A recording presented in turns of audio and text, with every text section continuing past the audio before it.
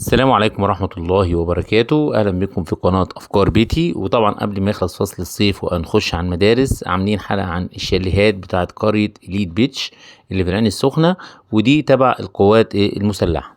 هكلمكم النهارده عن حالة الشاليه. أنا كنت عملت حلقة عن الاستوديو والغرف ومجمل القرية من بره، ولكن نسيت إن أنا أنزل الحقيقة بتاعت حلقة الشاليهات.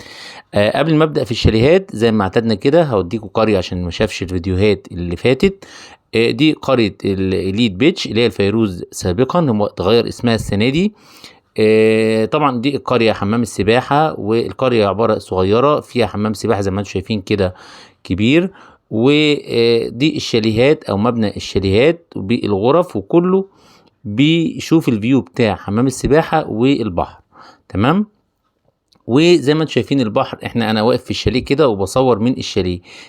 القريه كلها صغيره بس فيها كل حاجه الحقيقه، من حمام السباحه للاطفال، من الزحلتين بتاعه الاكوا بارك اللي انتم شايفينها امامكم في الصوره دي، ودي عامله جو جميل جدا في القريه. الحقيقه ان هي قريه مكتمله من كله، او بتقضي الغرض، والاطفال بيبقى ايه اهم حاجه ان هم بيبقوا مبسوطين. برضو حبيت ان انا اقول ان الاكوا بارك دي ببلاش، ما فيهاش اي رسوم، ودي الميزه اللي في القريه. وان حمام السباحه نظيف، والحقيقه كل القريه الحقيقه مجملها نظيفه جدا. والقائمين عليها بصراحه شايفين شغلهم كما يجب يعني. طبعا دي مجمل القرية. هنخش بعد كده القرية وهي مثلا بالليل في ايه.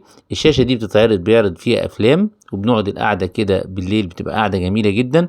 والحقيقة ان القرية دي مش عايزة ان انت تروح لوحدك، لازم يبقى معاك صحابك قرايبك كتير، بحيث ان الجو بالليل والقعدة بتبقى جميلة وانتوا قاعدين.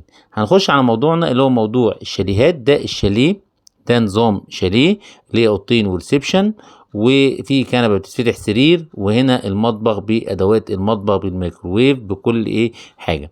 ده باب الشاليه. انا دخلت كده. طبعا نظافه مش هقول لكم، يعني هي الصوره مبينه كل حاجه. وده الحمام برضو بالاطباق بتاعته والمساحه والدش والكلام ده كله، ومرايه وسخان وكل حاجه. دي اول غرفه، عباره عن سريرين متر وعشرين ومكيفه وتسريحه ودولاب. الاوضه التانية اللي هو السرير الكبير حوالي متر وستين او متر ونص، وبرضه تسريحه وبرضه مكيفه. كل الشاليه كله مكيف بريسبشن. ودي الاوضه فيها فيو. ده نوع من انواع الشاليه، او يعني ستايل من انواع الشاليه اللي هو بيبص على كل الحياه، بيبص على الفيو. دي الاوضتين بتوع الشاليه. الشاليه بياخد 6 افراد، وممكن يعني عشان خاطر كان بتفتح سرير مرتاح يعني. اللي هو هنا اوضتين، والكنبه اللي بره اللي انا وريتها لكم في الريسبشن دي بتتفتح سرير وتتفرد لو حد عايز ينام بره. بيبقى معاه 4 كراسي طبعا للاكل، وبرده هنا الشباك ده بيطلع على الفيو، ان انت ممكن تشوف اولادك وانت حتى في الشاليه. دي ميزه القريه على فكره. هنخش ليه المطبخ. فيه التلاجة، فيه الميكروويف، فيه الكاتل، فيه البوتاجاز، فيه كل حاجة، ان انت مكتملة كأنك في بيتك بالظبط. حاجات نظيفة.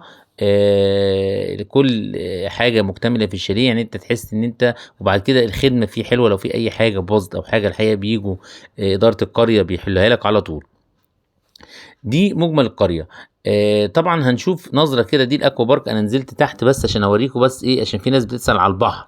هل البحر كويس رملي ولا صخري؟ البحر الحقيقه السنه اللي فاتت كان مش حلو قوي عشان نكون واضحين، لكن السنه دي، وانا اما رحت السنه دي بصراحه لقيت فيه تغيير جامد في الشاطئ، وبقى رملي ونوعا ما كويس. الشاطئ برضو من اما تنزل الميه مش وحش. كان الاول في صخور عشان برضو نكون محقين، لكن المره دي اما اشتكينا كذا مره تطور، والناس نازله ومبسوطه وشايفين الميه والبحر. والحقيقه ان القريه دي جميله، ويا ريت ان انتوا اي سؤال تسالوني في التعليقات وهجاوب عليكم.